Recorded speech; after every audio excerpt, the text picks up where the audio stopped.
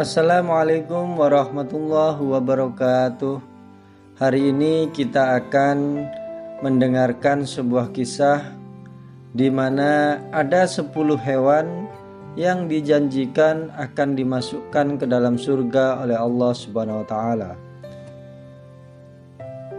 Tentu di dalam kehidupan dunia ini kita semua meyakini bahwa kita sebagai umat muslim yakin bahwa setelah kehidupan ini selesai maka akan ada kehidupan selanjutnya, di mana di situ ada dua pilihan, kita akan masuk surga ataupun masuk neraka. Dalam hal ini selain dari golongan manusia, ternyata hewan juga ada yang dimasukkan ke dalam surga oleh Allah Subhanahu wa taala. Dan ada 10 hewan yang dijanjikan oleh Allah akan dimasukkan ke dalam surga. Nah, hewan apa saja itu? Yang pertama, mari kita dengarkan kisah dari buruk tunggangan dari Nabi Muhammad SAW. Hewan buruk merupakan sebuah hewan yang dipilih oleh malaikat Jibril untuk menjadi tunggangan Nabi Muhammad SAW di dalam menempuh perjalanannya Isra Mi'raj. Buruk itu dipilih karena kerinduannya terhadap Nabi Muhammad SAW yang sangat dalam. Buruk itu berasal dari kata barku yang berarti kilat. Pasalnya, buruk itu melaju dengan sangat cepat, bahkan secepat kilat, sehingga bisa mempersingkat waktu tempuh Rasulullah dari Masjidil Haram menuju ke Masjidil Aqsa hingga ke Sidratul Muntaha dengan waktu hanya 1 malam. Menurut sejumlah riwayat, buruk merupakan hewan seperti kuda. Dia berbulu putih, kemudian memiliki sayap di kedua pahanya, dan ukuran daripada tubuhnya itu lebih besar daripada keledai, namun lebih kecil dari kuda. Nah, lebih besar dari keledai tapi lebih kecil dari kuda. Adapun kelebihannya, selain dia berjalan sangat cepat, kaki depannya juga bisa terangkat di saat jalan menurun, dan kaki belakang pun bisa terangkat di saat jalan menanjak. Dan kelak hewan ini akan kembali masuk surga. Demikian seperti hadis riwayat Abu Ya'la dari Ibnu Mas'ud. Adapun hewan yang akan dimasukkan ke dalam surga yang kedua adalah unta Nabi Soleh. Allah memberi mukjizat kepada Nabi Soleh, yaitu berupa unta yang hamil yang dia dikeluarkan dari batu. Unta yang hamil yang keluar dari batu. Dan unta itu menghasilkan susu segar yang bisa dinikmati oleh orang-orang di seluruh kampung. Orang-orang di kampung. Jadi semua orang di kampung bisa menikmati susu segar dari unta tadi. Namun di antara penduduk Samud ternyata ada juga yang jahat dan sampai tega membunuh dari unta tersebut. Sehingga perbuatan dari kaum Samud itu Allah memberikan azab kepada mereka, yaitu Allah menurunkan hujan batu kepada mereka. Dan Nabi Soleh dan orang-orang yang beriman diselamatkan oleh Allah, sementara mereka dibinasakan oleh Allah Subhanahu wa taala dengan hujan batu tersebut. Dan dikabarkan unta ini diperkenankan Allah untuk masuk ke dalam surga. Mukjizat dari kerasulan Nabi Soleh pun diabadikan di dalam Al-Quran. Dan kami telah mengutus kepada kaum Samud saudara mereka Soleh. Ia berkata, hai kaumku, sembahlah Allah. Sekali-kali tidak ada Tuhan bagimu selainnya. Sesungguhnya telah datang bukti yang nyata kepadamu dari Tuhanmu. Unta betina Allah ini menjadi tanda bagimu. Maka biarkanlah dia makan di bumi Allah, dan janganlah kamu mengganggunya dengan gangguan apapun, yang karenanya kamu akan ditimpa siksaan yang pedih. Quran Surat Al-A'raf 773. Kemudian ada juga hewan yang ketiga yang dimasukkan ke dalam surga, yaitu anak sapi dari Nabi Ibrahim.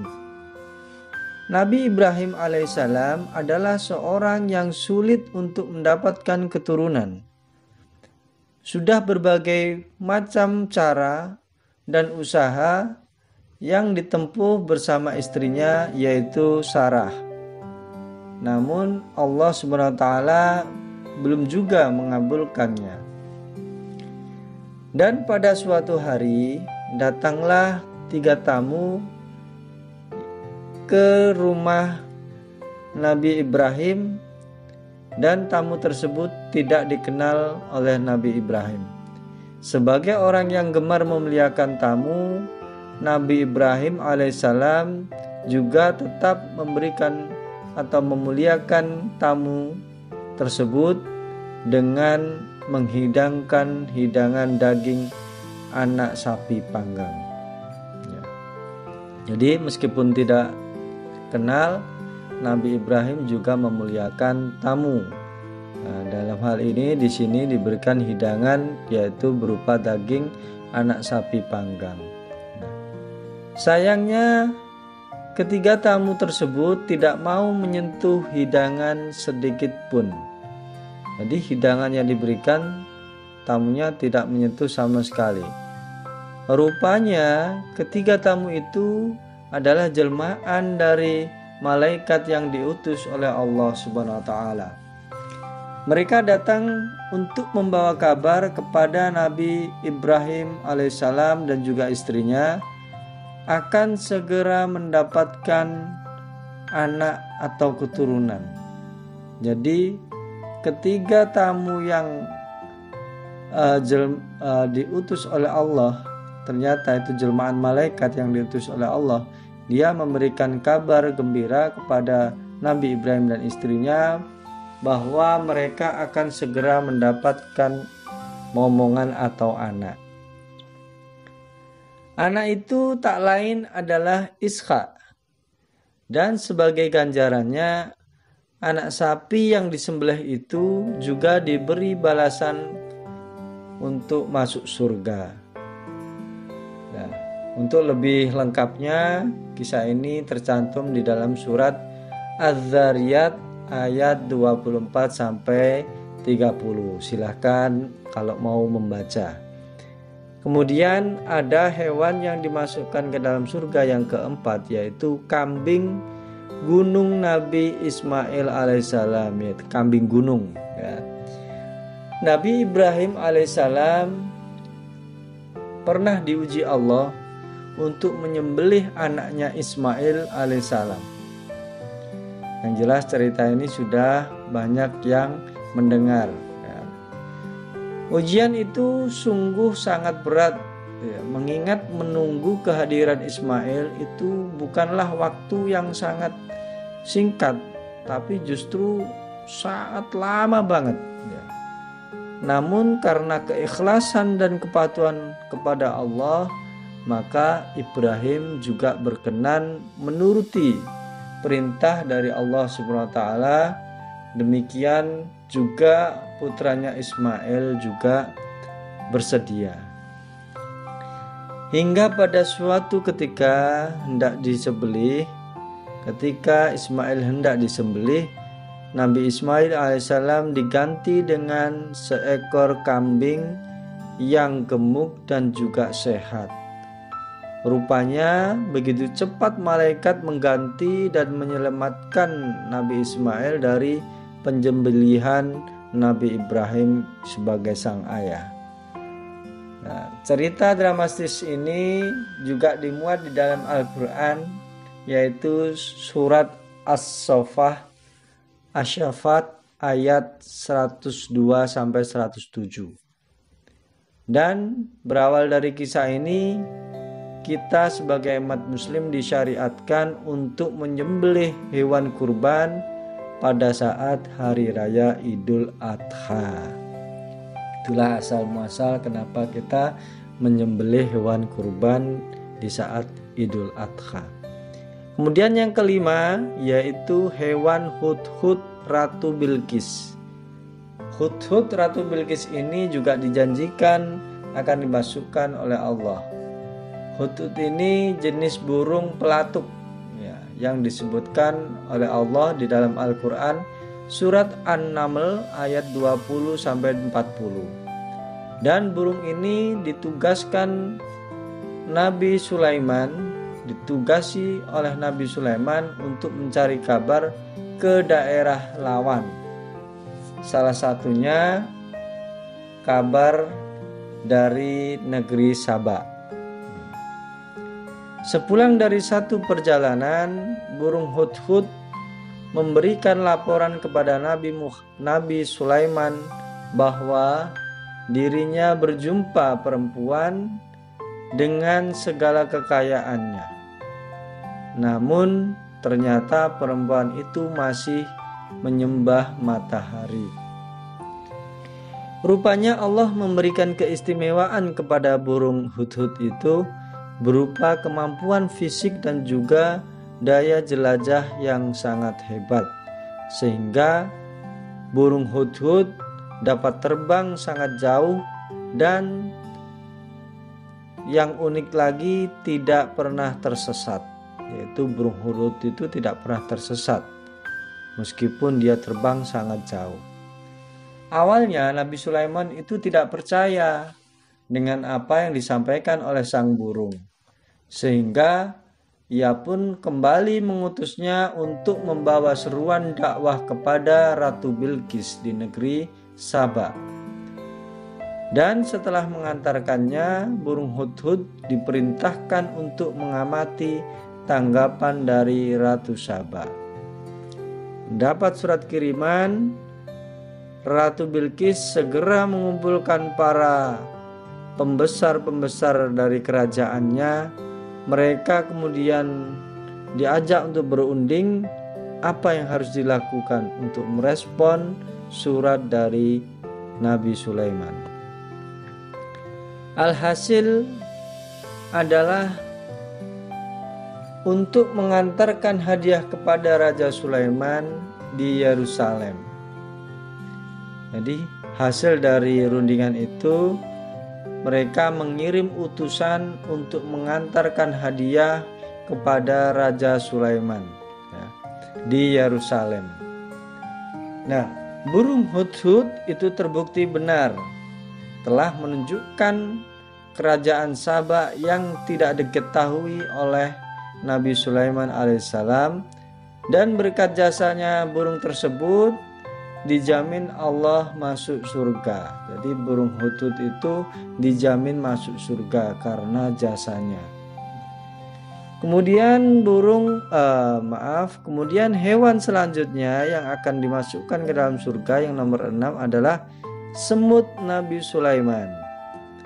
Hewan berikutnya yang dijamin akan masuk surga adalah semut-semut yang sempat berbincang dengan Nabi Sulaiman alaihissalam. Nah, kisahnya itu berawal dari perjalanan Nabi Sulaiman dengan pasukan ke sebuah daerah di mana di tengah perjalanan itu mereka melewati sebuah lembah yang banyak sekali disarangi oleh semut. Melihat kedatangan Nabi Sulaiman alaihissalam, Raja Semut pun langsung memerintahkan kepada rakyatnya untuk masuk ke dalam sarang. Alasannya kenapa? Supaya mereka tidak terinjak oleh pasukan Nabi Sulaiman. Mendengar instruksi dari Raja Semut kepada rakyatnya, Nabi Sulaiman alaihissalam meminta kepada pasukannya untuk berhenti seraya memberi kesempatan kepada kawanan semut memasuki sarangnya. Nah, setelah kawanan semut masuk sarang, ternyata Nabi Sulaiman juga berbincang dengan Raja Semut. Dan dari perbicaraannya itu terungkaplah bahwa tujuan Raja Semut yang sesungguhnya. Ternyata ia memerintah kawanannya untuk masuk ke dalam sarang bukan khawatir terinjak pasukan Nabi Sulaiman, melainkan semut-semut itu takut dan merasa takjub melihat kemegahan pasukan dari Nabi Sulaiman alaihissalam, sehingga melupakan daripada kekuasaan Allah Subhanahu wa taala. Hewan yang ketujuh yang akan masuk surga adalah anjing Ashabul Kahfi. Kisah anjing Ashabul Kahfi ini bersamaan dengan kisah dari sekelompok pemuda yang tertidur pulas di dalam gua, dan mereka terbangun setelah 3 abad lamanya. Bayangkan saja ya, mereka tertidur selama 3 abad, yaitu 309 tahun. Tujuan awal mereka masuk ke dalam gua adalah untuk melarikan diri dari kekejaman Raja Degyanus yang dikenal sebagai pemimpin yang ingkar. Setelah masuk gua, pemuda Ashabul Kahfi yang terdiri dari 7 orang itu dan ditemani oleh seekor anjing itu dibuat tertidur oleh Allah selama ratusan tahun. Subhanallah. Begitu terbangun dari tidurnya, mereka berhasil lolos dari kejaran Raja Degyanus dan hidup di zaman yang sudah sangat lebih baik daripada sebelumnya. Dan kisah ini pun juga diabadikan oleh Allah di dalam Al-Quran surat Al-Kahfi ayat 9-22. Adapun hewan yang ke-8 yang akan masuk surga adalah ikan yang menelan Nabi Yunus. Kisahnya dari perjalanan Nabi Yunus dakwah dan mendapatkan penolakan keras dari kaum Ninawa. Nah, alasan penolakan tersebut mereka adalah karena Nabi Yunus adalah seorang pendatang, hingga akhirnya Nabi Yunus alaihissalam juga merasa putus asa dan pergi menaiki kapal yang penuh dengan muatan. Di tengah perjalanan, badai besar pun menghadang kapal tersebut. Dan akibatnya satu persatu muatan yang dibuang ke laut, termasuk muatan orang, saat diundi, keluarlah nama Nabi Yunus dan mengharuskan dirinya untuk melompat ke laut. Sesaat melompat ke laut, Nabi Yunus pun langsung ditelan oleh ikan yang sangat besar. Akibatnya, Nabi pun bertahan selama 40 hari di dalam perut ikan. Selama itu, Nabi Yunus senantiasa berdoa dan memohon kepada Allah. Di situ dia memohon ampun kepada Allah dan merasa bersalah karena sudah meninggalkan kaumnya begitu saja. Setelah dirinya berhasil keluar dari perut ikan, Nabi Yunus pun kembali menemui kaumnya dan berdakwah atau mendakwahi mereka. Sejumpanya dengan mereka, Nabi Yunus pun terkejut karena beliau melihat orang-orang Ninawa telah beriman kepada Allah Subhanahu wa taala. Dan ternyata sejak Nabi Yunus pergi dan badai besar pun menimpa kaum Ninawa, mereka pun baru sadar bahwa apa yang dikatakan Nabi Yunus itu adalah benar. Di saat yang sama Allah pun menyelamatkan Nabi Yunus dari badai besar dan juga memerintahkan ikan menelan serta mengeluarkannya dengan selamat. Masya Allah, sungguh luar biasa. Oke, selanjutnya adalah hewan yang ke-9. Hewan yang akan dimasukkan ke dalam surga yang ke-9 adalah sapi betina Bani Israel. Pada zaman Bani Israel, hiduplah seorang laki-laki yang kaya raya yang dibunuh oleh orang yang tidak dikenal. Kemudian masyarakat pun terkejut dan ingin mengetahui pembunuhnya. Mereka lalu menemui Nabi Musa untuk meminta nasihat. Lantas Nabi Musa memohon pertolongan kepada Allah dan mendapatkan perintah untuk menyembelih sapi betina tersebut dengan ciri-ciri tertentu. Adapun beberapa cirinya yaitu seperti tidak boleh terlalu tua dan juga tidak boleh terlalu muda.